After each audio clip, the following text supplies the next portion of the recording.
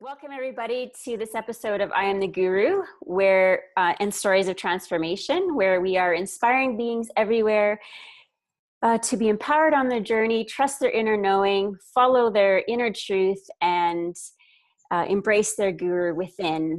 And I'm here today with a very special guest, Carolina Dowell.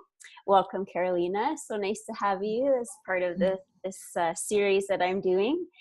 And Carolina is currently living in Pisac, Peru. And just to get started, I'll tell you a little bit give you a bit of background on Carolina. She's from California originally, where she trained to become a registered nurse. And she also worked there she studied nutrition and was a trained or certified colon hydrotherapist and studied nutrition. And you worked there for a while, correct, Carolina, in a clinic, helping people. But then you were brought to Peru, and you were actually for about 3 years working at a Shipibo healing center in the jungle, Peruvian jungle. And then from there, you moved to Pisac, Peru, and you have been co-facilitating, supporting medicine journeys for both men and women, working with the Shipibo maestras, which is female maestras, and have been there since that time. And you have your own group called the Tree of Light Retreats, and you're offering retreats both in Pisac as well as in the jungle, correct? Just for now in the Sacred Valley. Yeah. Okay. Yeah, you used to do that, right? You used to bring people into the jungle for work there, but not anymore. I totally appreciate why, because I'm a fan of the jungle.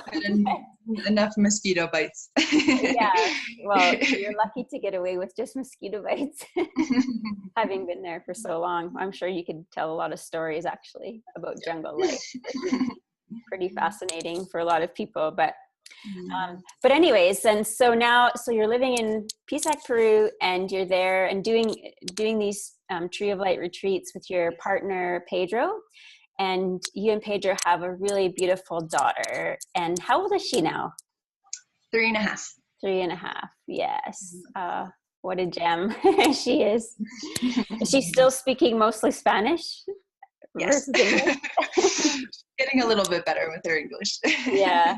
Oh, that's so sweet. Well, thank you so much for doing this interview. And I'm really excited to share with everybody one of your stories, because, I'm sure there's so many things that you could share with us because of this path that you've been on for a number of years now, working really intentionally with the medicine. And when I say medicine, I'm referring to ayahuasca and other plants that you work with as part of that work.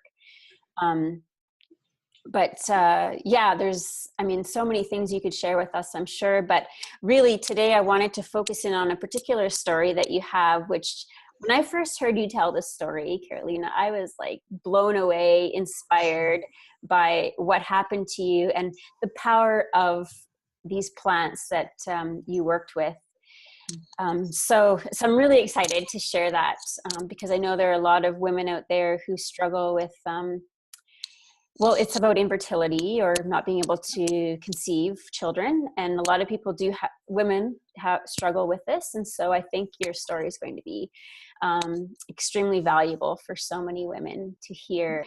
Let's start by you sharing with everybody just a bit of your background before you moved to Peru and got into the work that you were doing there, and what your life was like in California and the challenges you were facing with your health. Maybe let's start there.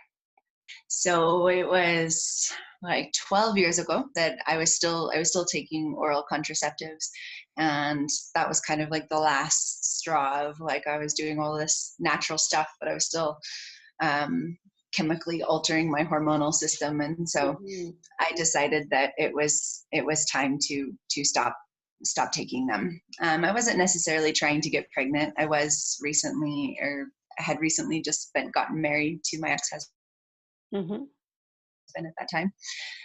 So I was kind of indifferent. If I'd gotten pregnant, it would have been okay, but it was more just to, sorry, is the internet okay? Yeah.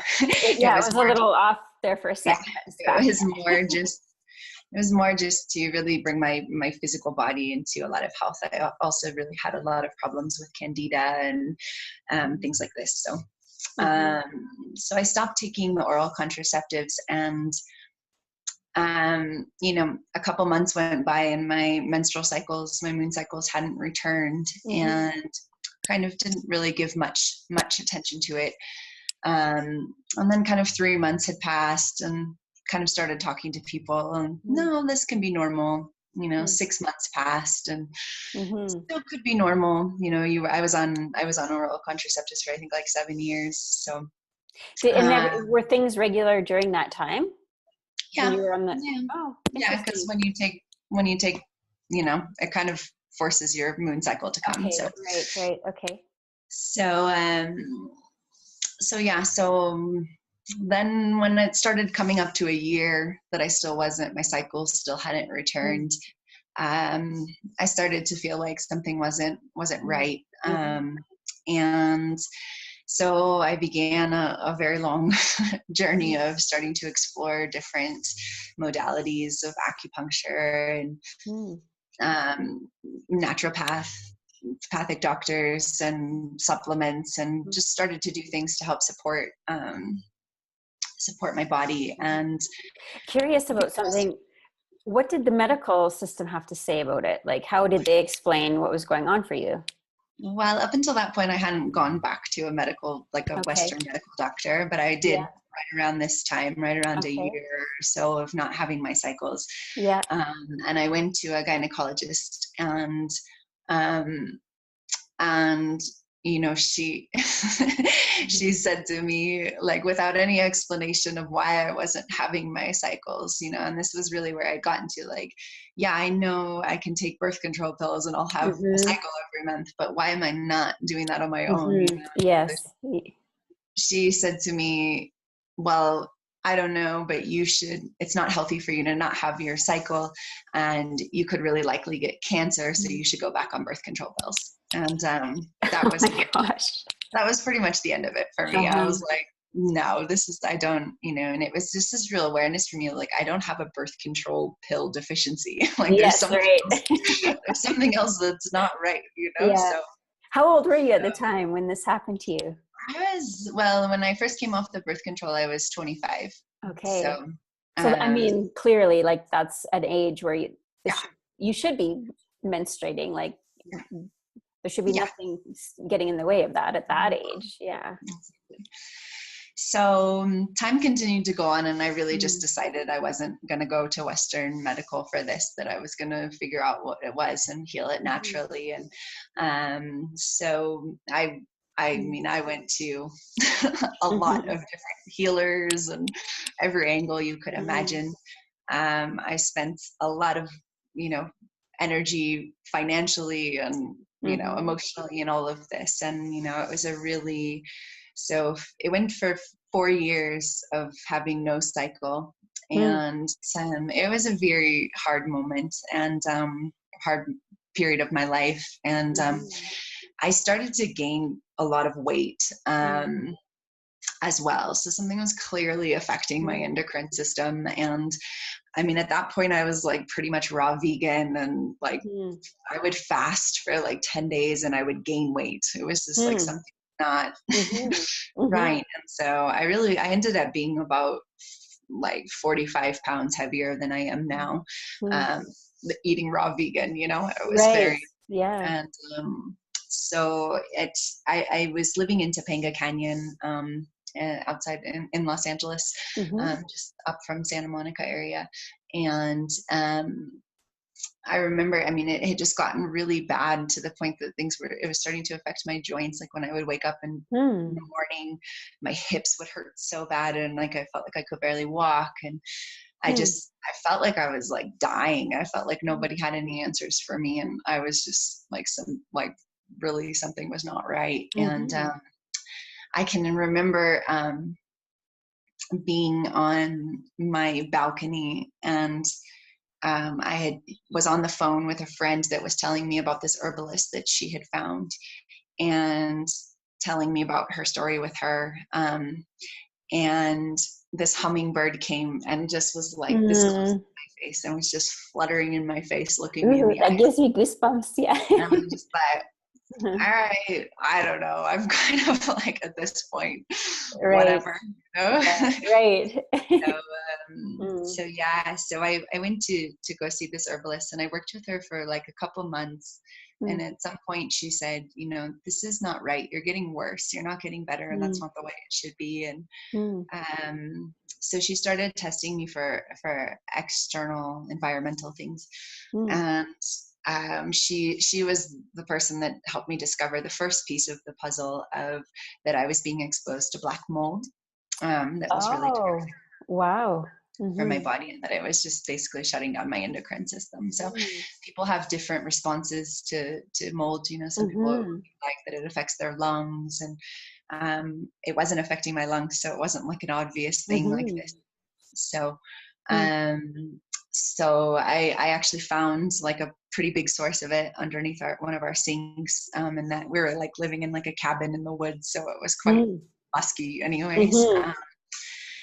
But so I ended up moving house, and I lost like 15 pounds like almost immediately. And that's amazing. I had no idea that like that exposure could do that to the body. That's really fascinating. Yeah. Yeah, it can be very toxic for certain people. So I mean, it's not good for anybody, but the response for certain people can be very strong. So, yeah. So within like, I think a month of moving from that house, and 4 years after not having a cycle, I had my cycle come back. And it was like, rejoice, like thought I had kind of come to the end of this very difficult journey. But then unfortunately it didn't continue. I would only have a cycle maybe every 3 or 4 months. It was still not consistent. And so in 2010, my mom unexpectedly passed away. And that's kind of like a whole nother story, but that was kind of like the catalyst for what brought me to ayahuasca. And my marriage wasn't going well for quite a while, and that was also kind of the wake up for me of, you know, you don't know, you know, life is very precious and it's very fragile. So you know, make the best of it while you're here, kind of thing. So that was what really brought me to the medicine, which then I'll keep going if you want me to, or if you want to stop No, me. please. Yeah, please. It's perfect. So yeah, so I went to Peru for the first time in 2011, and I kind of thought it was the only time I would ever go to Peru. My first time drinking medicine was in the States, and for me it was like my first ceremony was just nothing but tears for the fact that I felt like I had found the teacher that I had been searching for, and was really surprised it was a plant. Yes. Yeah. But I think my soul just knew that this was going to be the path for healing, you know, not only physically, but on so many levels. And so I really quickly wanted to go straight to the source. I wanted to go straight to Mm-hmm. the indigenous wisdom keepers that have carried this medicine in their lineage forever. Mm-hmm. So I went to work with Shipibo healers in the jungle, Mm-hmm. and the first, I went for 7 ceremonies, and it was just very clear to me that I needed to change my life. I needed to change what was happening, and really dedicate myself, with losing my mom and, all the other things that had happened in Mm-hmm. my childhood. I had a huge amount of grief, and I felt that grief would kill me, would really, like, I just don't know how to process it. And so I really saw for me that this was going to be a big source of my healing, and now sitting where I am today, I can trace back to, of course, from some abuse cycles that existed in my family, and some of the things that the women have carried in my lineage and that I've carried. I can completely link to that. That's where my weak spot was going to be, that's where illness was very easily going to manifest inside of me. And so this is something that we see all the time in our work now. And, I really feel that most of the physical manifestations that start happening in our body are our soul's way of trying to get us to recognize the core traumas, the roots of where we need that healing, and so it's not uncommon that people who have physical illnesses, that this is what really drives them towards their path, or really drives them towards the roots of their healing, so it's a gift, and I know that's hard for a lot of people who are going through really hard times, because it does feel really lonely and really isolated, and really like you try to put a smile on your face and not look like like you're just a depressed person walking around. But those journeys, are really what make us so strong, and really teach us so much. It's one of the things I actually wish someone had shared with me while I was in this journey of like how much I could have actually. I was so focused on the physical healing aspect of it that, if I could have really given more homage to the thoughts that were processing through me, my dreams, the feeling that something was wrong with me, that I wasn't good enough, that all of these things, that those things are like the messages that are trying to help us to discover some of the roots of how these things link into the body. So yes, absolutely. Well said. And so true. Yeah. Okay. So getting back to your story.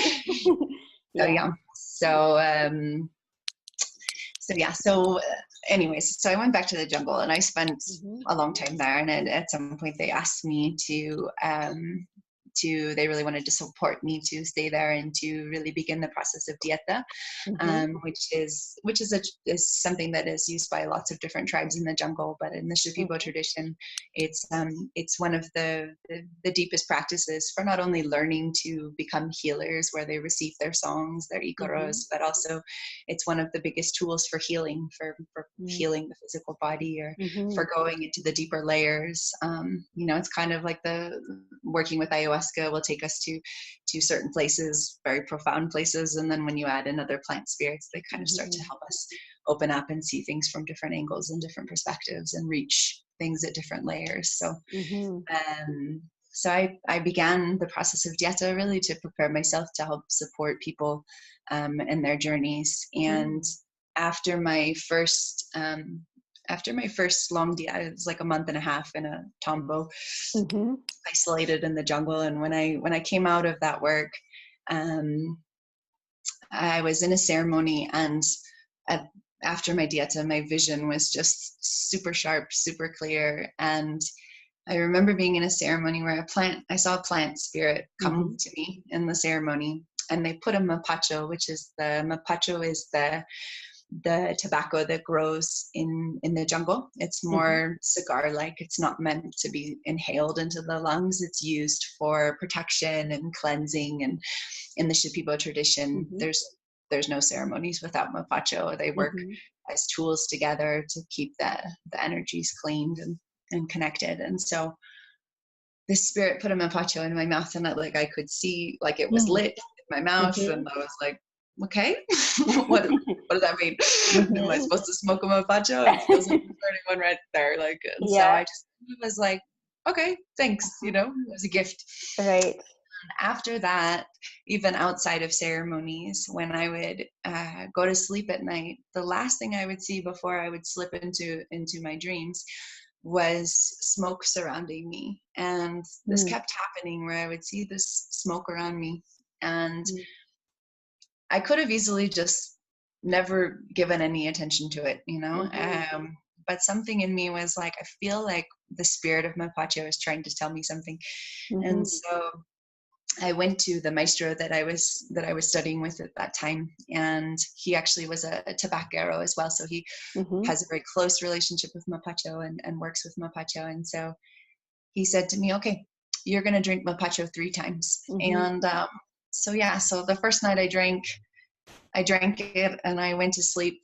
I don't know, maybe a couple hours later, I woke up like in a very strong effect of the mapacho, and which was quite surprising to me because at this time I really had such little knowledge, and I didn't realize I was gonna like be feeling the mapacho like this, and I was like, oh, maybe I did it wrong. Maybe I'm like, because and I do want to just mention at this point, like drinking mapacho it is actually something that needs to be done under guidance. It's not it can be dangerous. People do die from drinking mapacho, so it needs it needs to be under the instruction of a proper tabaquero or cuartendero thing.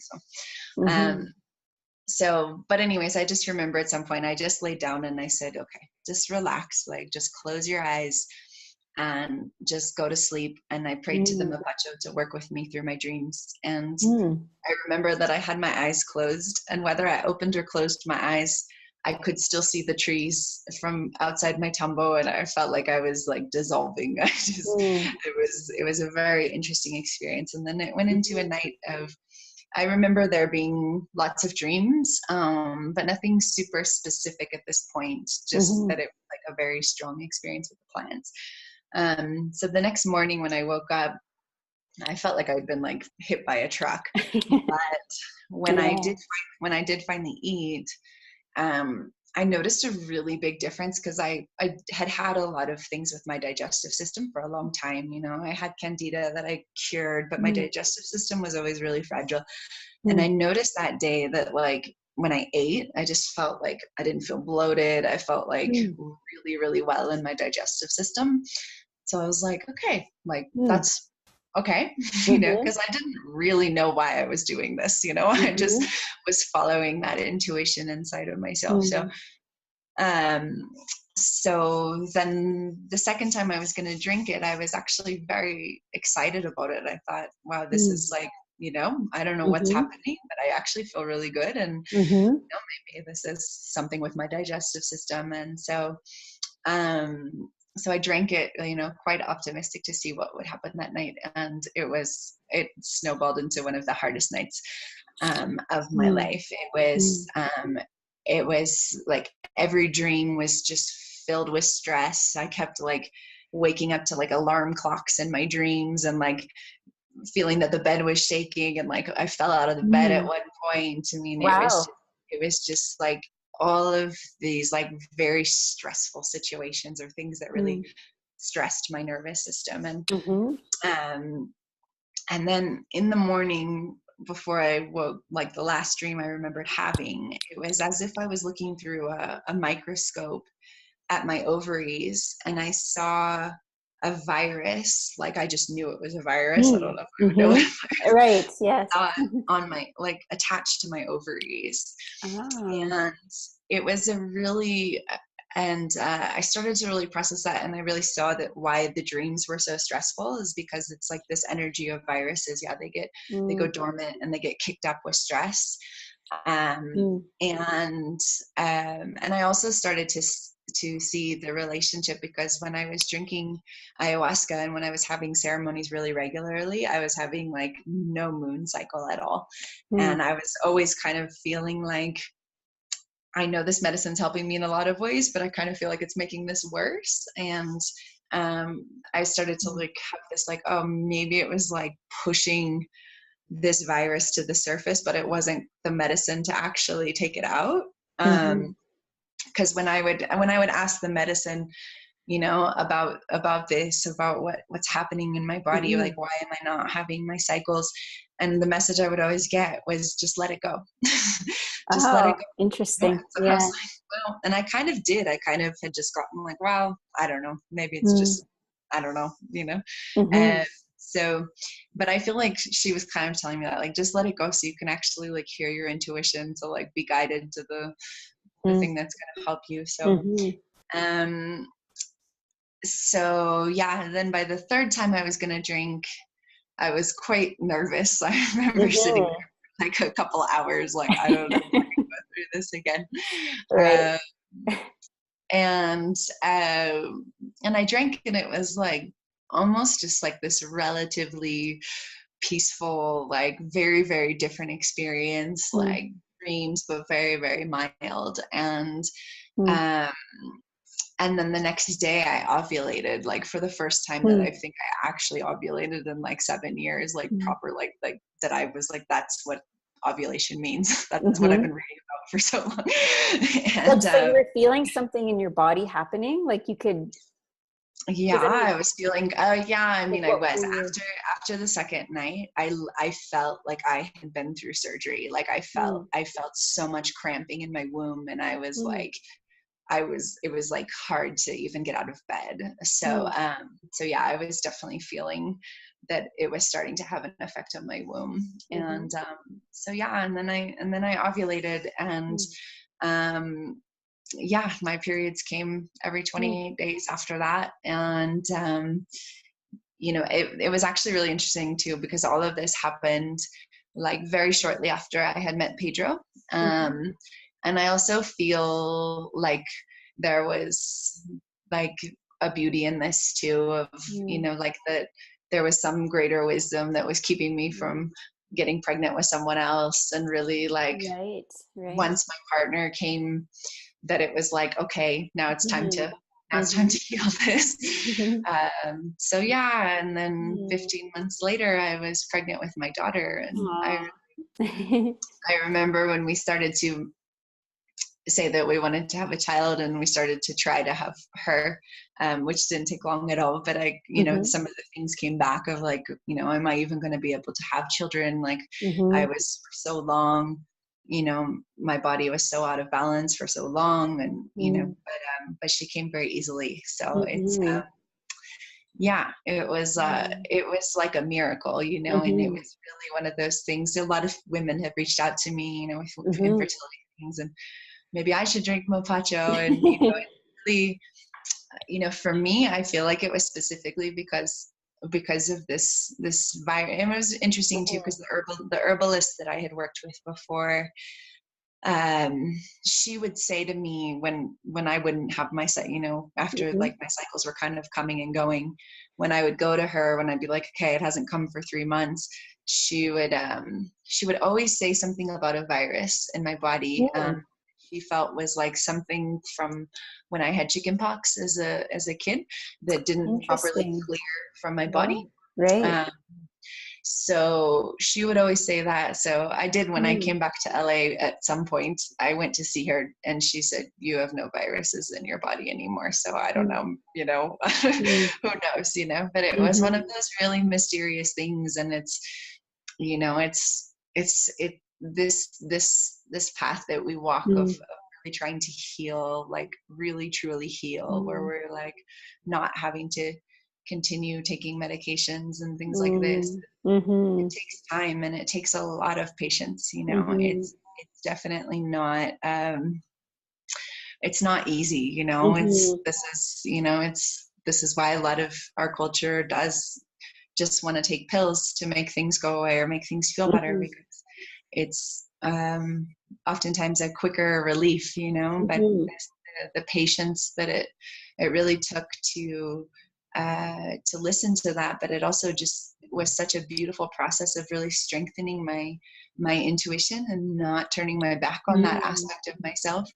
You know, because the language of the plants can be very subtle, and Mm-hmm. can very easily miss those things, you know. And so it takes that really deep listening inside of ourselves, which, you know, not only guides us in situations like this for physical healing, but also Mm-hmm.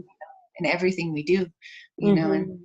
so many of us get cut off from that for one Mm-hmm. reason or another. So yeah, and so much of that ends up being because of a fear cycle that so many of us live in, you know. And even just, you know, even just like I shared of this doctor telling me that I would get cancer if I didn't Mm-hmm. take birth control pills, you know, that system of fear, for whatever reason why we hold those fears, it really blocks us a lot of times from hearing those messages that come through the heart space, you know. And this is where the guidance, Absolutely. when I gave up my whole life and moved to Peru Mm-hmm. into the jungle, people thought I was nuts. I had like a Right. really successful life and I was Mm-hmm. just throwing it all away, you know. But the call was beyond Mm-hmm.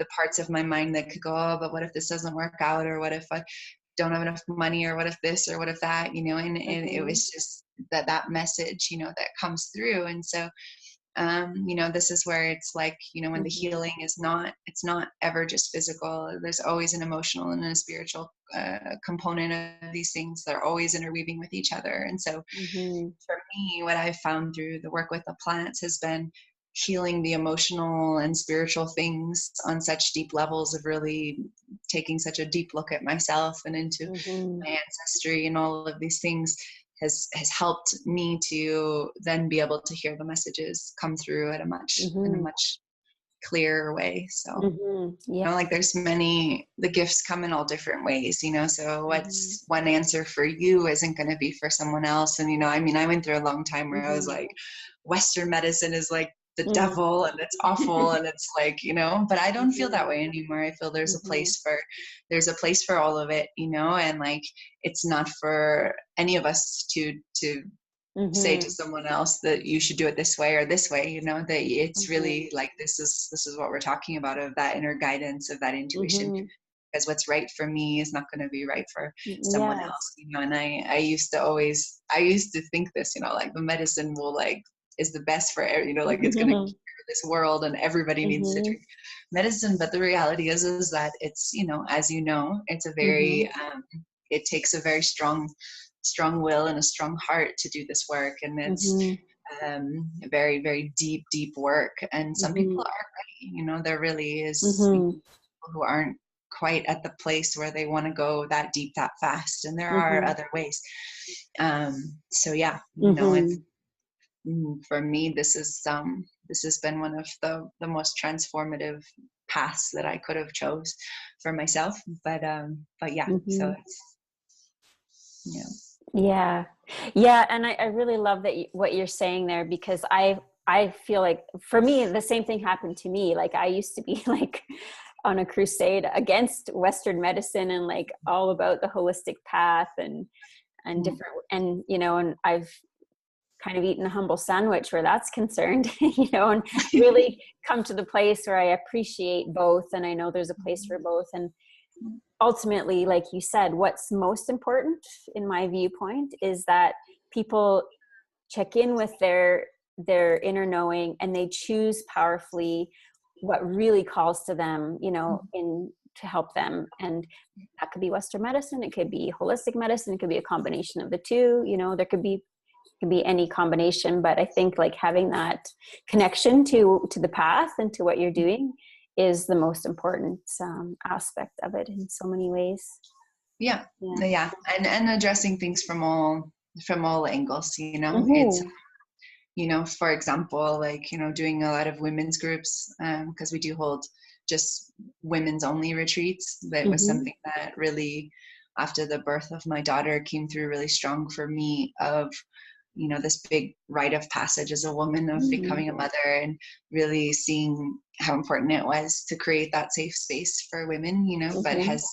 has inevitably brought a lot of women that have sexual abuse in Mm-hmm. their history, you know, because I'm and sure. they feel the draw because they feel Mm-hmm. safe being in a circle of Mm-hmm. women. Mm-hmm. But the amount of times we've seen women with some form of reproductive problems, whether it's really painful periods or whether it's irregular periods or fibroids or infertility, and the link of that with this trauma that happened to them when they were children, whether they remember it or not, because a lot of it is repressed.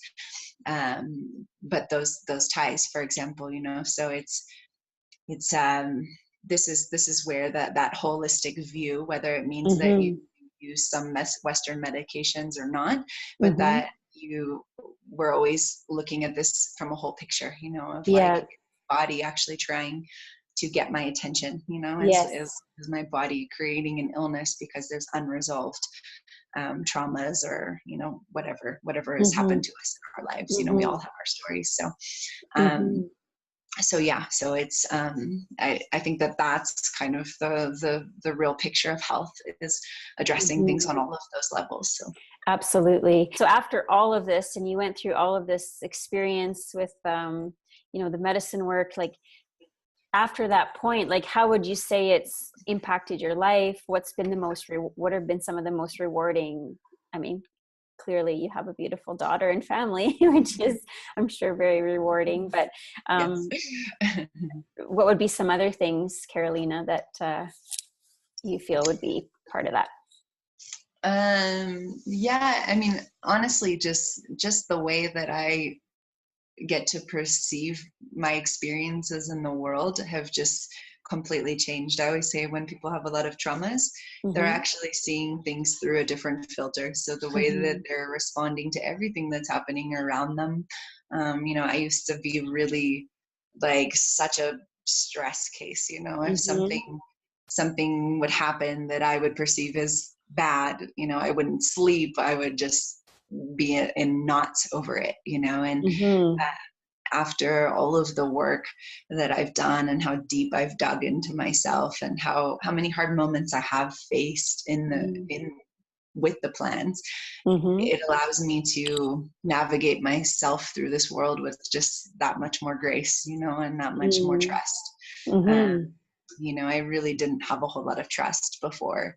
It was a real root of a lot of things that that were stopping me from really following my path in the way that I wanted. And this is what I kind of really saw, is that even though I had a really successful life in LA and built this really beautiful thing, I had a private clinic where we did the colon hydrotherapy and nutritional consultations, and it was beautiful. It was a really beautiful offering, but it was really built off of like survival, like a fight or flight, it wasn't built off of like, I'm totally in trust and like I'm sharing this with like from a full place, from a whole place. So yeah, that ability to just trust, we will say when things happen now that feel like, oh no, this is bad, it's kind of like, there's maybe a moment of like, oh, this doesn't feel good, but it's there's a really deep trust that we can really quickly access, of knowing that maybe this is just great spirit's way of putting me in a different direction to go on this path, and so being able to live in that deeper state of peace, of really and just the journey of self-discovery, of seeing I always share with the people who come to work with us that, we talk about loving ourselves, but loving ourselves is not just loving the things that we really like about ourselves. It's loving and accepting all that we carry in all aspects of ourselves, and working with those parts that make us cringe about ourselves in a different way, of really not shaming them, bringing them into the light and giving them the care and attention that they need, and learning, to be gentler with ourselves, basically, and just knowing that we've all chosen our paths for one reason or another, and really just learning from them as much as we can. Absolutely. Yeah. I love that. Like having practices like that definitely helps you to be a lot more compassionate for other people too, because you can recognize that, in yourself, there's this perfect imperfection, so to speak. And when you can do that for yourself, it's there's nothing getting in the way of you actually doing that for others. So any particular wisdom that you feel really has come through other than what you've shared already, like with this work that you've done and this experience that you've had?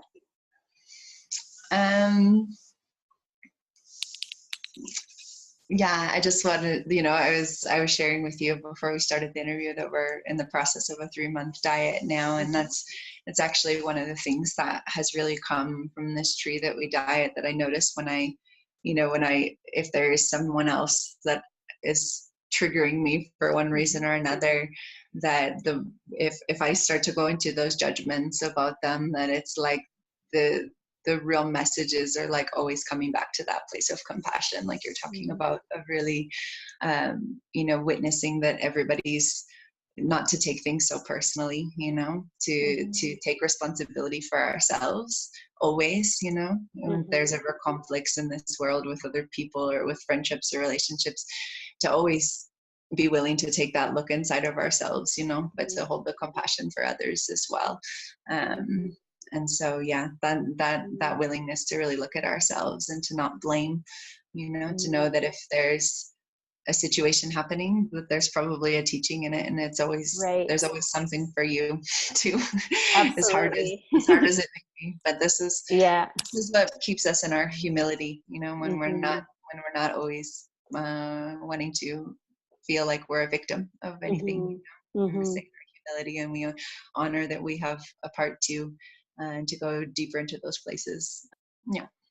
So and this is actually, one of the biggest things that is, for whatever reason, of whatever's come about in people's journeys of not being in their full power. And when we're in our full power, it doesn't come with an aggressiveness. It comes with a calmness, with a knowing, with a strength, but it's a quiet strength, and so it's and especially as women, I always tell the women in our groups, like, we can create life inside of us. Like, there is so much power in that, and especially within our wombs, it is where we carry a lot of our power. And so I really felt that connection in this journey of all of the aspects of the womb healing I've done, of really feeling that connection between our wombs and our power and our confidence and all of these things. So yes, absolutely. Yeah. I'm curious, Carolina, have there been any people, beings or people on this path that you feel have had like a real impact or have been very influential on this journey for you? Well, definitely our maestras. The maestra we work with now is like, she's just amazing. She's like, she's been there for me through a lot of things, and with so much love and so much compassion, and so it was definitely one of the things that, in the Peruvian, I feel like the kind of wounded masculine is a global theme, but it's definitely, it's a known thing in the Peruvian culture and Shipibo culture, of kind of the men not respecting the women in the same as equals, kind of. And I remember in my time in the jungle, there was kind of this air of like, the men were the like strong healers, and the women were kind of like just the nice little lovey healers. And so being privileged to work with both of the maestros we've worked with, that we work with, that are such strong women, that are stronger healers than a lot of the men that I know, and still so in their hearts and so loving. So that's been like a really influential thing for me, as a woman in this path, for sure. But yeah, I mean, it also, just when I first started running the women's retreats, there was kind of like this, I know this needs to happen, but the amount that I've received from sitting in circles with women, and seeing their strength and seeing magic that happens when women come together for healing, and really really honoring that, has been has been, as it is for all the men and women that come to do the work with us, because they're all such courageous beings. So Yes. they're definitely been a big influence for me. But yeah, you know, a lot of stories that I've sat with people and have heard shared, and you know, people that are constantly willing to do this level of healing, you know, for themselves, not just with the plants, but just, you know, in whatever form they're doing it, is what keeps my cup full, you know. Nice. Yeah. Beautiful. Yeah. Do you have any practices that you follow on a regular basis that support you in this path and support you? Because one thing like to mention maybe is like to be in service the way you are, like that really takes something, you know, and without maybe certain practices, it could become very depleting energetically, physically, you know. So I'm just curious if you could share some of those practices. Yeah, we always, Pedro and I always joke that we have a very energetically rich life. The way that we do. Yeah, and so I mean, something that actually really came through after my or maybe a couple of times ago, after I had done a big diet, was this, because my pregnancy was actually pretty, like I was quite sick the whole time. Like I was very nauseous. I didn't have one of those pregnancies where I felt like amazing. I had a really amazing birth, but not so much during the pregnancy. But you know, becoming a mom and trying to make life function, there's like a lot of self-sacrifice that goes into that, you know, and a lot of not taking time for yourself. And I really saw after the last time we did a big diet of how important it was to to remember my physical body, you know, like to spend all this time in these like deep emotional processes and these deep, you know, expansion, otherworldly processes, that to actually like be able to hold that I really needed to strong in my physical body. And it really brought me back into my daily yoga practice, and really could see how important this is, of this like we've been talking about the whole time, of really integrating things on all levels. And so I definitely feel that having my daily yoga, you know, and letting go of before it was like, if I can't do it for an hour and a half, I'm just not doing it, you know. Whereas like now it's like, maybe I only have 20 minutes, you know, maybe my little girl's playing underneath me and, you know, doing whatever, but at least I'm doing it, you know. And so yeah, it's really, you know, it's a very like conscious process to really make sure that, you know, doing the things, you know, eating well, putting the good nutrition, doing yoga, and you know, Pedro and I have been studying now for a while with the healers, and so we also sing Icaros, which are the songs that we receive from our diets. And so this is a huge tool for us, you know. We sing for ourselves a lot, we sing for each other. So beautiful. Like kind of like as a meditation of sorts, like a yeah, if I feel like something's not right, or I'm moving through a hard thing, I'll go and I'll sit and I'll sing and smoke my pipe and smoke my pipe. And it helps us. It's a really big factor for us, for keeping our energies clean, and moving the things that need to move inside of us. So beautiful. And yeah, like and Icaros, we along live with here. Sorry, go ahead. I was just going to say, like Icaros, along with many other like mantras and songs like that, they carry a lot of power in them. And also like, because I feel like it's a lot of it is about connecting with the intention of the song as well.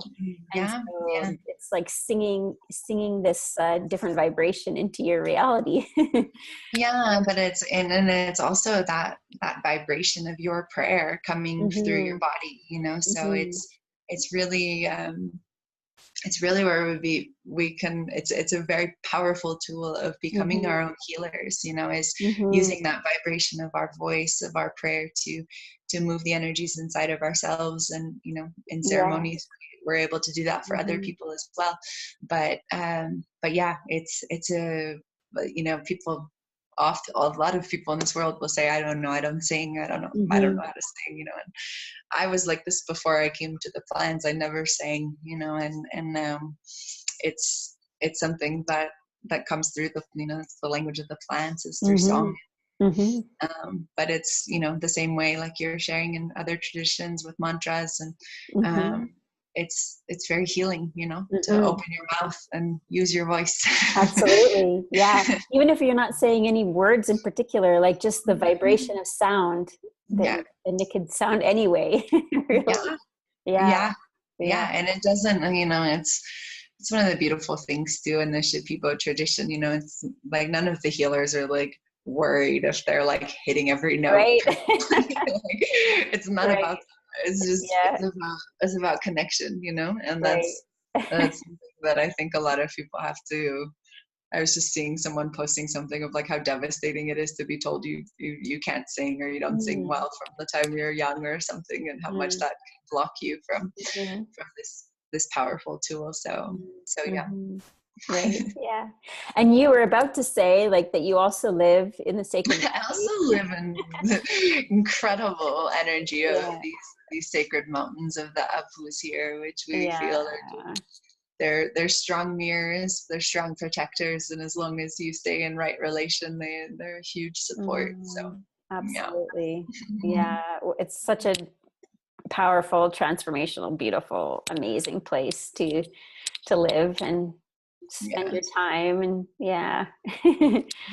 so we're pretty we're pretty blessed to not be in busy cities. I probably have like a million other practices that I needed to do, but we're pretty peaceful here. So. Right. Yeah. Like just being in nature alone can be a huge support and help. Support. Yeah. And keeping you centered and grounded. And good. Well, we're coming close to the end of our interview. I just have a couple last questions for you. So at this point, like any guidance that you would like to offer to people watching? Any final thoughts or?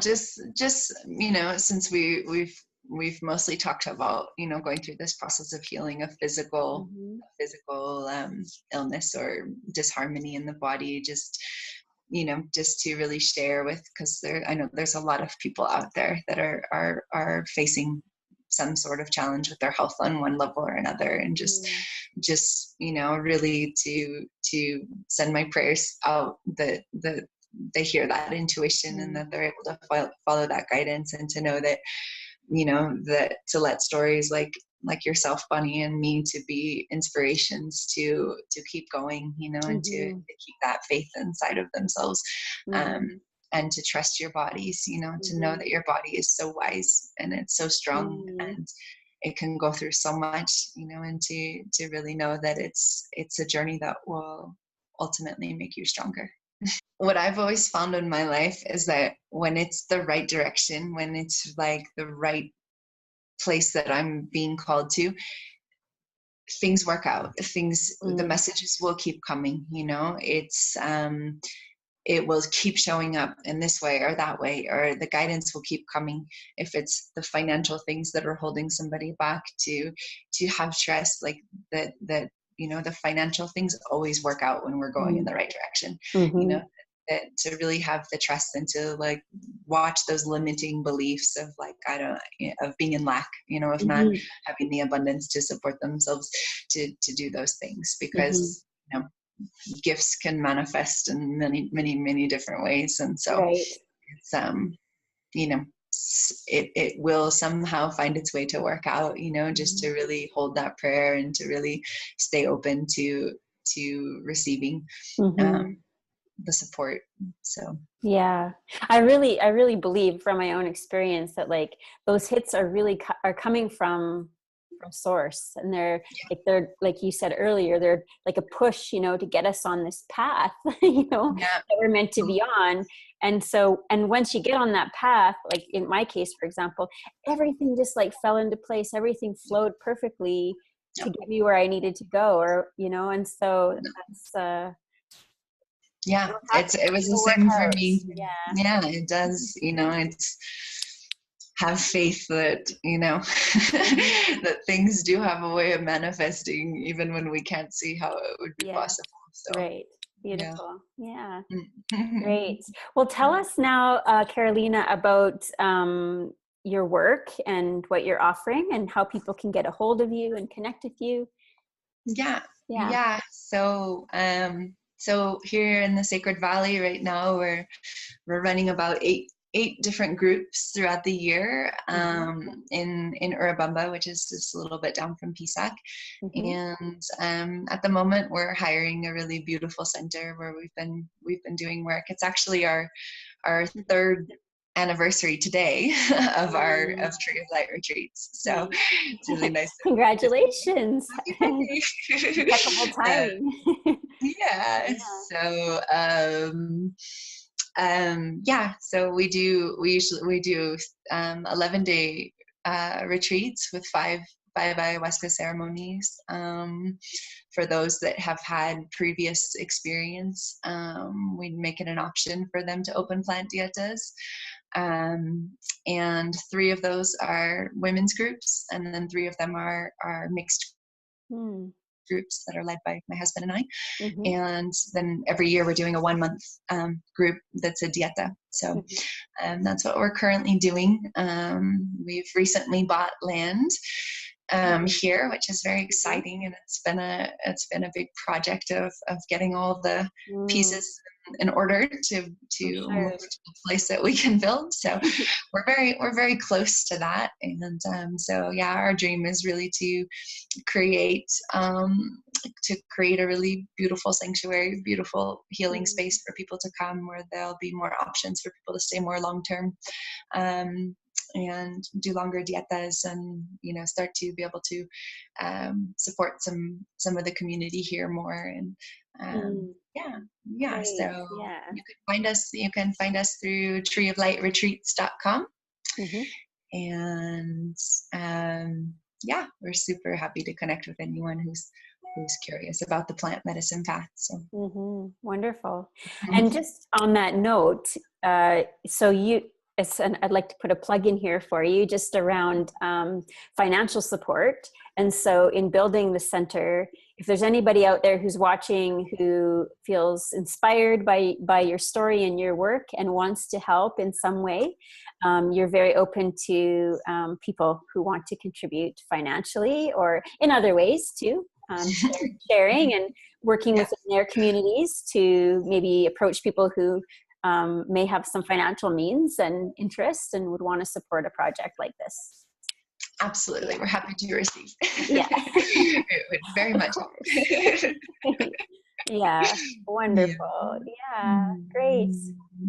Yeah. Well, again, Carolina, thank you so very much for being part of this project that I've been working on. And I wish you every I wish you every success in this path. And I know that the work you're doing is going to be so supportive for many, many, many beings on this planet. And so, this work takes a supreme amount of dedication and discipline and sacrifice. So I just want to honor you and acknowledge you for that work. Thank you. And thank you so much. I feel really honored that you asked me to share my story. And this is such a beautiful offering that you've created to really inspire people, to really, really call in that light and give people hope. So thank you for having me.